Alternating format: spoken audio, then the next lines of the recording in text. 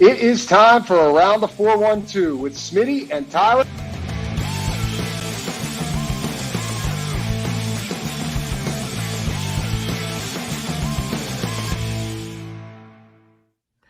Welcome back to another episode of Around the 412. I am Tyler. With me, as always, is my co-host Smitty.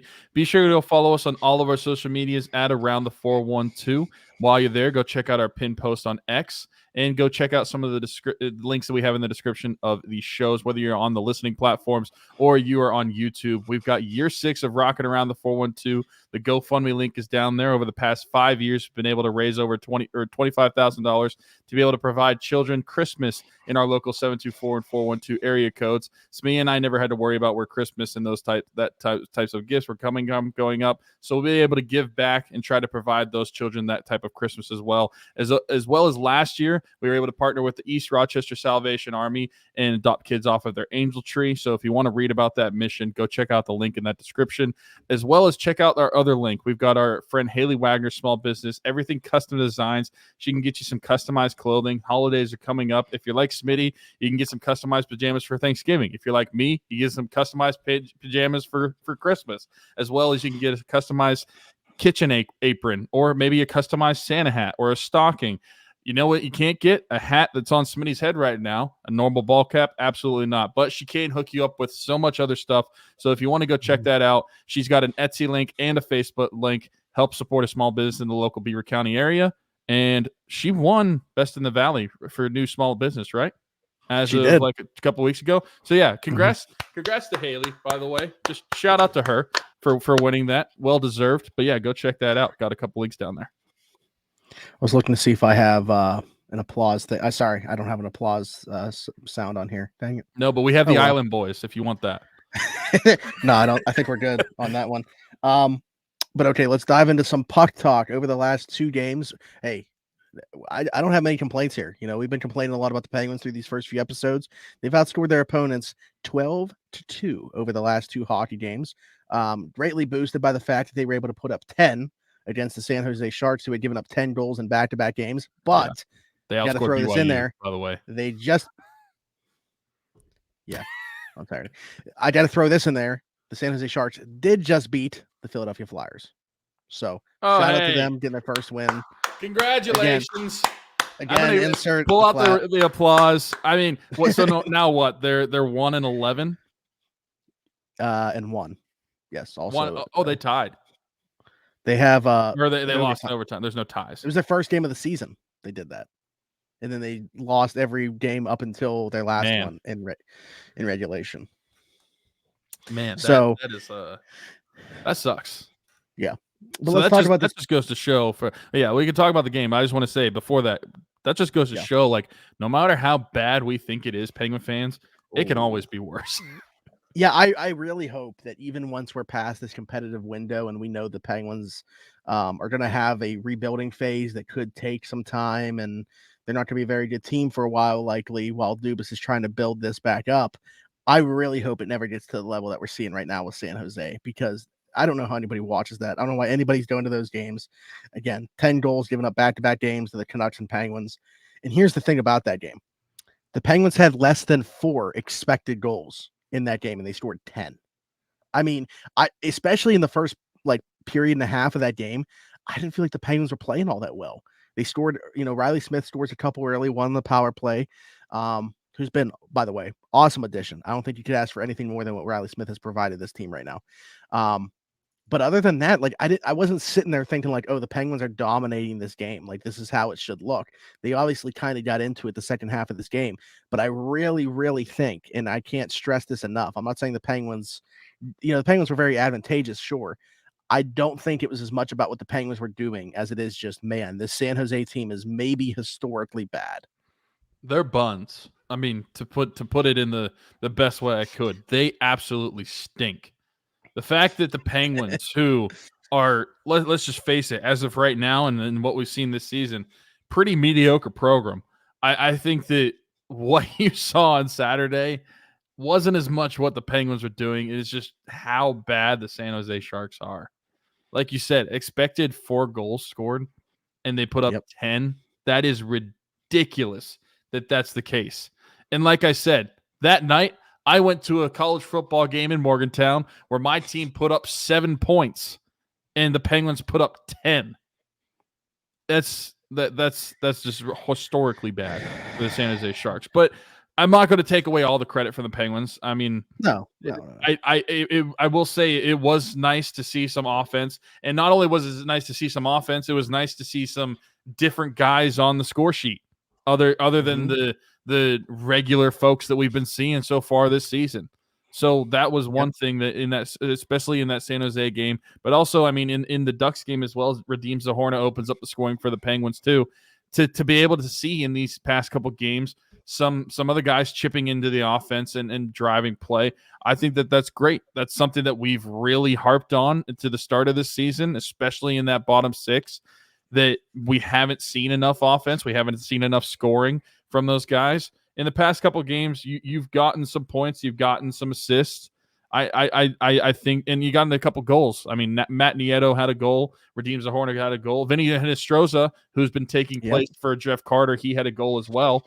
So I think the fact that you're seeing those guys contribute in these games, no matter how bad the opponent is, and granted, the Ducks have been playing some good hockey as of late, so that was a good win. But even in the San Jose game, regardless of how bad the opponent is, I think just to get those guys get their feet wet, even in a sense, to the score sheet, that could go well moving forward and could get some positive momentum for guys like that. I think they took advantage of what it was. It was a get right spot for this team. You know, to your point, like for these guys, for Matt Nieto, who scored a goal in that game, for Vinnie Hinostroza, who scored in that game, everybody got a point besides the third line and Ryan Graves and Ryan Shea. Everybody had at least 1 point besides that. So in a game like that, where, you know, the wealth is just spread around the way that it was, 3 guys scored 2 goals. Who's the one I'm leaving out? Oh, Brian Rust had 1. And Letang had 1. Letang's goal was sick, by the way. That pass from Sid, I mean, that was insane. Anyways, yeah, I feel like they used that opportunity for what it was. It was a get right spot for this team, and they carry that over and play a really good defensive game against the Ducks. And probably could have had more offensively. I don't necessarily think they played bad offensively. John Gibson was just that good to keep them in the game. I want to talk about Jari, obviously, who left that game, but I wanted to bring up first and foremost, you mentioned Vinnie Hinostroza getting in the lineup for Jeff Carter. We've been calling for some type of change within that fourth line. We get it. And, you know, immediately, I'm not saying it was all on Jeff Carter or anything like that, but immediately he exits the lineup, somebody else comes in, and you can visibly see that they got more juice down there. I think we were already seeing it with a third line. I think they've been pretty solid since they brought up Redeems the Hornet and put him with O'Connor and Lars Eller. But that fourth line has gotten to at least the point where they're not always being caved in. Like they're transitioning the puck up the ice. They're spending some time in the offensive zone, and they've gotten 2 goals so far, and almost had an empty netter third, but Gensel was offsides on the Noel Accari empty netter. So, but yeah, I'm not saying that one switch is all the difference, but it's something that we've been calling for, and it's nice to see that just that one change has, at least in a short-term capacity, given some juice to the bottom 6. Are we surprised? Is anybody surprised? I'm not saying that Vinnie Hinostroza is the one that was going to be the savior of that line, but are we surprised that a line looks completely different when Jeff Carter's removed? I'm not. No. So here's the thing that I'll say is, while calling for Carter to come out of the lineup, I was kind of also doing the same with Matt Nieto. But as soon as Hinostroza gets in there, I feel like Nieto's looked more like, a serviceable bottom 6 player that we thought he was coming in. So, yeah. So one game without Carter and he scores. I'm not surprised necessarily, but I am surprised at how drastic it looks. Like, I'm not surprised that they look better, but I'm surprised that it's this much better. Maybe so that far. just goes Again, with 2 games. Yeah, I mean, it's 2 games, and I'm not saying that the bottom 6 is fixed, but I feel like this was still, regardless of who was going to be replacing him in the guys that were available, was a change that needed to happen. The Jeff Carter is not the same player. He's 39 years old. He doesn't have the legs anymore. And at least for when they were playing him, they were playing him on the wing and not at center. So that's one positive you could say, at least from a coaching staff perspective, that they made a change this season. But still, you could definitely see that whenever his line is on the ice, whenever he's on the ice, they're getting driven into their own zone and they can't escape it, and they're not producing anything offensively. They're just going out there and doing pretty much nothing except getting hemmed into their own zone. So I think that no matter who you would have replaced it with, and it happens to be Hinostroza, I think that you would have seen not necessarily a huge impact, but a huge change right away, just because I feel like that every other player that it could have brought in was different than Jeff Carter, not just like age-wise, but like how much energy they can bring to the play. Whether that play is going to be good or bad or not, that's different to be said. But I think the energy that they can bring is something that was going to be different no matter who the player was that they actually brought in. And I will say, I got to shout out Jeff Carter that he seems to be taking this in stride. Like he's going to support the team no matter what. And he's not going to try to be bitter or anything about this. He's going to support the team any way he can and try to make his guys still better, even though he's going to be a healthy scratch. So I got to say, hats off to him for having that attitude, because not every player would have that attitude in a situation like that. But he is. So kudos to him. But I still think that regardless of whether it was Hinostroza or any of the other guys, because there's a plethora of them, whether it's the guys sitting up in the press box or the guys that were down in Wilkes-Barre, that you could have replaced him with. And I still think there's guys that you can replace. Like you mentioned, Matt Nieto, his play got better, but it's only a 2-game sample size. So we'll see how this play continues to evolve over these next few games and these next couple of weeks. But if things don't change and they kind of get stagnant again, we still have several guys that you could bring up and swap players out with. So I think that's something. It's not Andreas Janssen. It's not Andreas Janssen, but it's something that you can swap out players with, and I think that's something that makes it not necessarily comfortable, because obviously you wouldn't want to have to be in that position where you have to switch out those players, but it is at least a little bit comfortable knowing that you have options at least to switch out these guys for, instead of you being stuck with the lineup you have.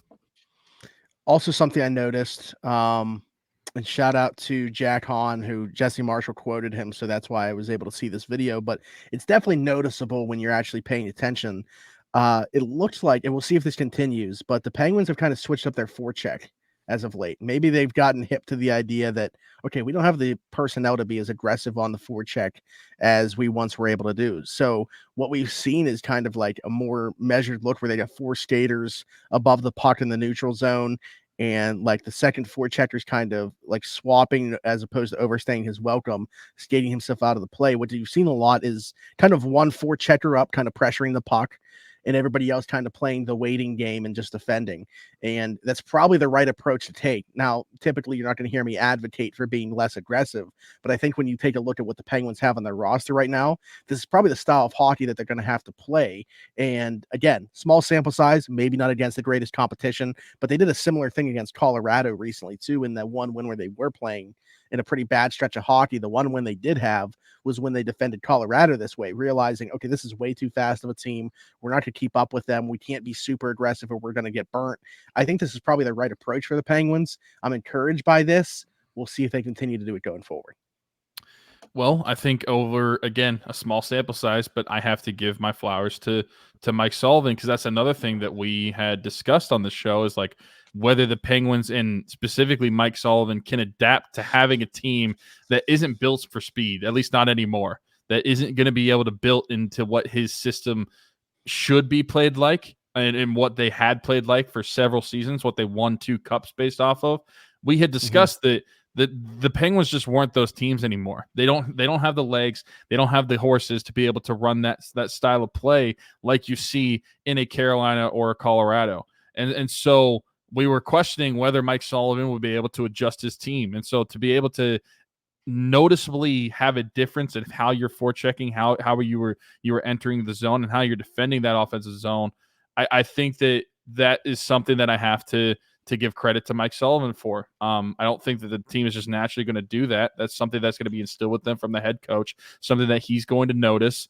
And I think that's him being aware that we don't have the same guys I had 8 years ago. We don't have the same team I had 8 years ago. And it's time to basically adapt or die. And that's something that we had talked about with Mike Sullivan with his tenure, is like, if he can't adapt, then he needs to eventually be removed as a head coach. I think that this is something that is good in the sense of him knowing how to adapt his team and how to win some of these games. Now, we'll see if it stays the same over a long period of time, and if it continues to be this way in these games and has this impact. But I think the fact that he's taking a more defensive mindset into some of his forechecking and into that like center ice scheme, I think that that's something that is going to help improve this team, because they're more so built to do that now than they ever have been. Yeah, and the last thing I wanted to touch on was in net, Tristan Jarry exiting this game against Anaheim due to injury late in the second period. So Magnus Hellberg comes in, is able to hold the fort down for the rest of this one. But Jarry had looked pretty good up to that point in this game. I'm not sure that Magnus Hellberg is really a guy that you want to hang your hat on being the number one goaltender for any period of time. Based off what we're hearing with Jarry kind of day to day, don't know the extent of the injury. It definitely drew some blood, but I don't know if that's necessarily the issue, or if they're looking at him for like a concussion or a neck strain or something. I mean, it's hard to tell with the way that Adam Henrique kind of skates by him and hits him in the side of the helmet going past. You never really know what that's going to be. Obviously hope it's a shorter term thing than a longer term thing. Again, I give all the credit in the world to what Hellberg was able to come in and do in a short period of time there. I wouldn't expect that he's going to be able to hold up those types of results for any stretch of time. So, yeah, I really don't know what to make of this, just because we don't even know what the injury is. But another injury for Tristan Jarry, and we'll see how quickly he can come back from this one. Yeah, I think that what makes it worse about the injury for Jarry is like, it's not even just that he got hit in the head. It's that after his mask gets loosened up a little bit, the puck gets shot right at his face. And so that definitely didn't help matters whatsoever. Hopefully it is a relatively quick injury or quick recovery, excuse me, because the Penguins are going to need him to be their number one goaltender. But it's just that's such a weird injury to happen. And something that like happens, I feel like, pretty frequently in hockey, at least overall, is that like the goaltenders will get hit in the head from time to time from passing by skaters, but it's still like never sure like what kind of injury it actually is. And especially in this scenario where the puck did get shot at him after, which like not like intentionally like dirty or anything. Like I feel like the people might listen to that didn't actually see the injury and say like they like shot it at his head. Like no, the mask was just kind of being like dislodged a little bit and the puck just happened to hit him. But yeah, wish all the best for Jarry and hope for a speedy recovery. No idea what like the actual timetable could be. I mean, as of this recording this, I mean, who knows? Maybe they're saying day to day he might play today as of when this comes out. Yeah, so yeah, today. Come on, Smitty. But yeah, you know, but I think that the Penguins are going to need him, and it's just unfortunate, but also Hellberg, good for him. He came in a pinch and was able to close out that game too. So obviously not a guy you want as your number one for an extended period of time, but he could play a little bit too. So there you go. Yeah, you know, I don't think that it helps either that Jarry goes down when we're already missing Alex Nedeljkovic too. Like, yeah, who's on long-term IR. So who knows how long we're looking at there before he's able to get back into the fold. But yeah, Hellberg's been a guy that's been around, big dude. I mean, if you are the type that prefers your goalies to just be able to take up a lot of space due to their size, maybe not the most athletic guy, but just eats up a ton of space just naturally because of how big he is. This is probably your type of goaltender. But yeah, he's been around the block, played for a lot of teams, good amount of experience. Again, in a pinch, I think you can trust him, but I don't feel like super great about the fact, oh yeah, number one goalie, Magnus Hellberg in net tonight. You know, like if he's going to have a stretch where he starts like, I don't know, 4 or 5 straight, don't love it. I don't love it, especially when obviously these past 2 games have been good and the Penguins have looked pretty decent. But imagine if the team doesn't look good in front of Hellberg and what those games could look like. Yeah, I mean that's a good point too. Is maybe you know, we've seen it somewhat in the past. Maybe they just play a more tight game with their back, like realizing they can't take those types of chances, and maybe this is part of like the forecheck too. Maybe it all ties in together, but realizing they don't have maybe somebody that is their number one behind them. Because I feel like in past years, at least this has been the opinion of my dad, and he pointed it out to me. So I'll give him a little bit of shout out on here and bring it up. It just seems like the Penguins play better in front of their backup goalie, whether that is like a subconscious thing. And maybe it's not even actually the case, but it just seems like they play a tighter game when their number one goalie hasn't been in net. And I don't know if that's due to them just realizing they don't have that safety valve back there or what it is. But if Magnus Hellberg is the guy for any stretch of time here, you wonder, will we see them play a different game of hockey in front of them? Maybe for the first few games, but if it's an extended period of time and they just get used to him being the number one goaltender, then they get comfortable again. Yeah. True. Yeah. Anything else that's caught your eye with this team over the last couple of games? We're still waiting on Rickard Rakell to get one, but the thing is, like, it's hard for me to like hop off, like, first off, I will switch my mind here. I don't think that he's going to lead the team in goals at this point. Like I said, was going to happen. I mean, if he does, that's going to be a heck of a stretch. Yeah. But I'm not overly concerned about it. And the reason being, like, he's still getting chances. Like, if he were just totally unnoticeable on the ice and you're constantly like, where's Rickard Rakell? Why isn't he generating anything? I'd probably be worried. But I mean, you look at last night's game in particular. What do you have, like 5-6 shots on goal? Like, and a lot of them really good looks. Like, I don't know. I'm not worried about him yet. I want to know what his individual PDO is. I'm just going to look it up really curious, real quick. Yeah. It's at a 97.9. So it is below league average. Yeah. So not as much as I expected, though. Not as much as I expected, but it is below league average. Anybody that doesn't know what PDO is, it's basically the stat that tells you how lucky you are. I know that probably sounds like a dumb stat, but there's something to it. Yeah. I don't know. We'll see. How many games they got for next time we talk? I know they play, obviously, Thursday night when people are either watching or listening to this. They'll play tonight. 10:30 p.m. puck drop for us folks on the East Coast in LA. So we have, obviously, the LA game on Thursday, and then they play Buffalo on Saturday. Then they play at Columbus on Tuesday, the 14th. So we will have 3 games between now and the next time we record, which I hope is like the more norm, like that we start to get like 3 to 4 games in between each of our recordings, because I hate these stretches where we only get like 2 games. Yeah, I hate it. I mean, I don't know what is up with the schedule here in the early part of the season, but the Penguins only played 11 in total so far. Yeah. Like, really weird the way that the schedule's been set up. But yeah, hopefully we get back into the ebbs and flows of this thing and more consistent basis, like every other night, like we're accustomed to during the NHL season. Yeah, absolutely. So that'll do it. Thank you guys for tuning in to another episode of the Around the 412 Penguin Show. As Tyler mentioned at the beginning, check out the description where we have year 6 of Rocking Around the 412, all the information for that. Over the first 5 years, we've raised over $25,000, so we're back for year 6, hoping to make it the best year yet. Every single penny that is donated goes directly to helping provide Christmas to kids in the 724 and 412 areas.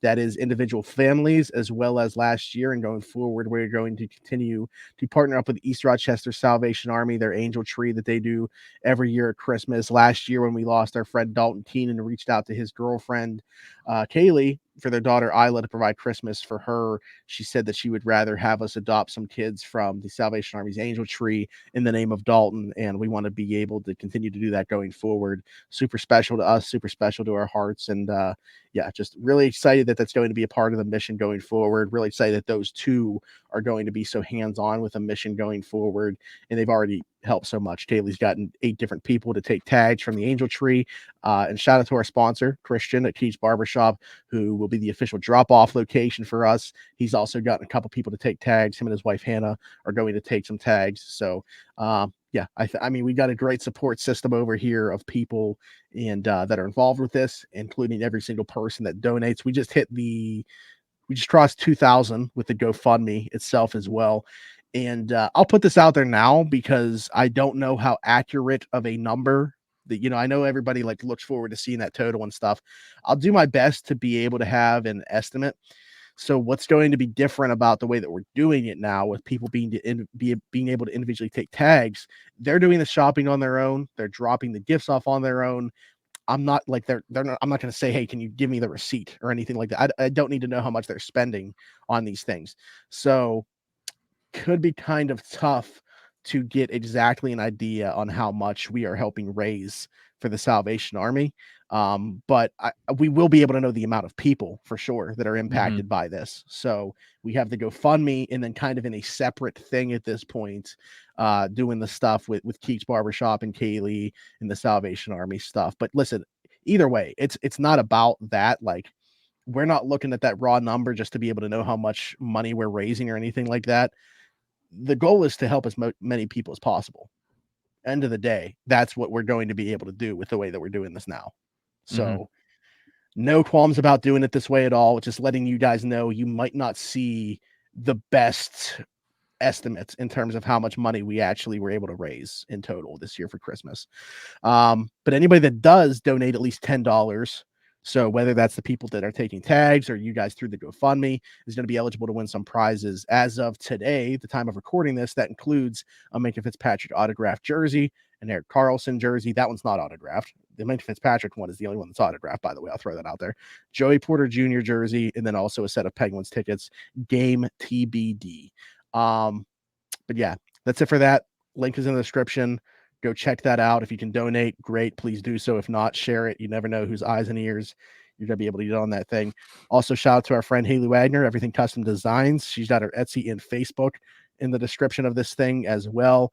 Get some custom pajamas like Tyler and I had every holiday season. A little bit different timing. I got mine every year at Thanksgiving. He got his right around Christmas. T-shirts, hoodies, maybe a stocking. I don't know, maybe an apron for Thanksgiving. She does a lot of custom stuff, so go check her out. Just not these bad boys. You can't get any hats from her as of the time of recording this, at least. You know, if you guys come back in like a year and listen to this and she has a hat making machine, then this might be a lie. But as of the time of recording this, that is absolutely the truth. No hats from Everything Custom Designs. So other than that, that'll do it for us. Thank you for tuning into another Around the 412 Penguin show. For Tyler, for myself, go check out another video popping up on the screen right now, and we'll see you next time.